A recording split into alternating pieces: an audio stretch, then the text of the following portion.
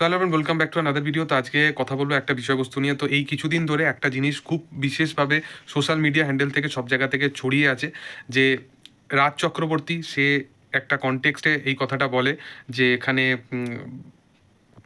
খাদান খাদান related বিষয় তো সে বলে না, কিন্তু তার যে কনটেক্সটটা থাকে সেটা মজার ছলেই যদি আমি ধরি, তো সেখানেতে সে এই বিষয়বস্তুটা নিয়ে আলোচনা করতে তাকে দেখা যায়, যেখানে সে বলে যে সন্তান ছবিটা খুব ভালো একটা ছবি এবং ভালো ছবি বানালে কোনো রকম প্রমোশনের দরকার পড়ে না।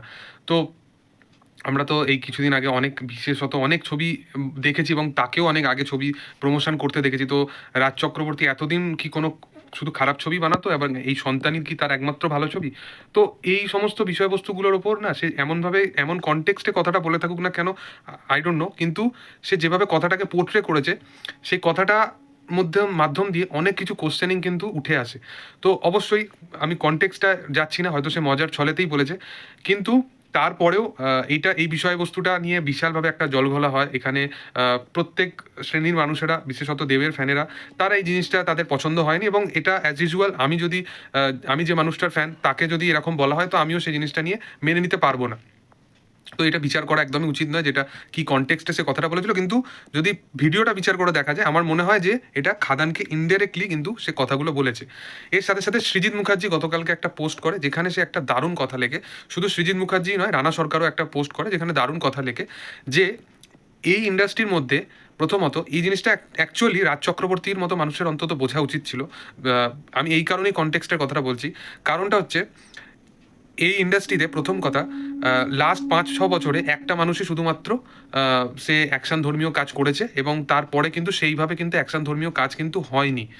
এবং অন্যান্য মানুষগুলো নিজের এন্ড থেকে এই বছরই তাদেরকে আমরা প্রচেষ্টা করতে দেখেছি। কিন্তু যদি আমরা কথা বলি দেবের কথা, দেব কিন্তু লাস্ট ৫ বছরে সে যেরকম কাইন্ড অফ কাজ করেছে সেটা আমরা জানি যে সেটা কীরকম। সেটা এক বছরে যদি দেবের কাজের রেশিও দেখো তো সেগুলো একটা ফ্যামিলি ওরিয়েন্টেড ছবি ছিল, যেগুলো মাল্টিপ্লেক্সের অডিয়েন্সের জন্য তো অবশ্যই ছিল এবং যেগুলো একটা বলতে পারো চার দেয়ালের শুটিংয়ের যে ছবিগুলো হয় বা একটা খুব ইজি স্পেসের মধ্যে ছবি, যেগুলো দেব যে জনারটার জন্য পরিচিত ছিল অডিয়েন্সের কাছে, কমার্শিয়াল সিনেমা, সেই জনারটা সে ছেড়ে সে একটা আলাদা রকমের জনারে এন্টার করলো এবং সেখানে ৪-৫ বছর পর পর ব্লকবাস্টারের পর ব্লকবাস্টার ছবি এলো। এবং গত বছরই তো প্রজাপতি এলো, তার আগের বারে প্রধান এলো, টনিক এলো, ৩টে ছবি একদম অভিজিৎ সেন দেব একসাথে কোল্যাব করে, মানে সেই ছবিগুলো আলাদা রকমের বিজনেস করেছে। এই সমস্ত কিছু ছেড়ে সৃজিত মুখার্জি যেটা মেনশন, এই সমস্ত কিছু ছেড়ে অ্যাকচুয়ালি দেব যদি এখন অভিজিৎ সেনের সাথেই যদি এই ডিসেম্বরে যদি এই ছবিটাকে নিয়ে আসতো, যেটা তাদের ৪ নম্বর কোলাবোরেট হওয়ার ছবি হওয়ার কথা ছিল, যেখানে মিঠুন চক্রবর্তী ইটসেলফ নিজে আছে, সেই ছবিটা যদি সে নিয়ে আসতো তো তার কোনো প্রবলেম হতো না, সন্তানকে তো খুব ভালোভাবে টক্কর দিতই এবং এর সাথে সাথে ছবিটা একটা ব্যাপক মাপের একটা বিজনেস করতো। এবং এইরকম অডিয়েন্স, এইরকম ছবির অডিয়েন্স কিন্তু বাংলা সিনেমার মধ্যে এখন বেশি হয়ে গেছে। এই কারণবশত এটাই, বাংলার যে সিনেমা দেখার যে অডিয়েন্স তারা বেশি মাল্টিপ্লেক্স প্রেফার করে এবং সিঙ্গেল স্ক্রিনও যদি দেখে, মফস্বল বা গ্রাম কেন্দ্রিক যে এরিয়াগুলো সেখানে কিন্তু বেশি মানুষ কিন্তু এইরকম ছবি দেখতে পছন্দ করে না। তো সেখানের মানুষরা যেটা পছন্দ করে সেটা হচ্ছে অ্যাকশন ধর্মীয় কাজ। তো সেখানের মানুষরা কখনোই এত বিগ ট্রাভেল করে কখনোই কলকাতায় এসে এত পরিমাণে ছবি দেখা সম্ভব হয়ে ওঠে না তাদের ক্ষেত্রে। তো তাদের আশেপাশের যে সিনেমা হলগুলো সেগুলো কিন্তু প্রচুর পরিমাণে বন্ধ হয়ে গেছে। তো এই সিনারিওর মধ্যে দাঁড়িয়ে, এই মার্কেটের মধ্যে দাঁড়িয়ে খাদানের মধ্যে একটা সিনেমা আনা, এটা কিন্তু একটা পুরোপুরি একটা রিস্কের কাজ। মানে এই ছবি চলার এখনো পর্যন্ত 50% চান্স আছে। মানে সিনেমা নিজের জায়গায় হিট হয়ে যাবে, সিনেমা নিজের চলে যাবে, কিন্তু প্রডিউসার ফিগার ওয়াইজ সিনেমাটা কতটা কি রিটার্ন নিয়ে আসতে পারবে সেটাই হচ্ছে বড় কোশ্চেন।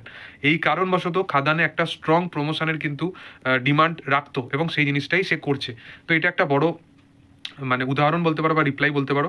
এর সাথে সাথে আমি একটা জিনিস দেখে খুব খুশি হয়েছি, যদি রাজ চক্রবর্তীর কনটেক্সট যদি ওটা নাও থাকে, তো দেব আজকে একটা ইনস্টাগ্রামে পোস্ট করে যেখানে জো জিতা ওই সিকান্দারের যে টাইটেল ট্র্যাকটা সেটা গিয়ে শোনায় এবং আমরা খাদানের মতো সিনেমা বানাই, সেটাই তাদের হুক লাইন হিসাবে তারা শোনায়।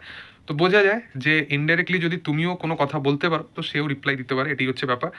ওভারঅল এই বিষয়বস্তুটাকে নিয়ে তোমাদের কি বক্তব্য অবশ্যই কমেন্ট সেকশনে জানাতে পারো। ভিডিও যদি ভালো লেগে থাকে লাইক শেয়ার সাবস্ক্রাইব করে দিও। Thank you all, by.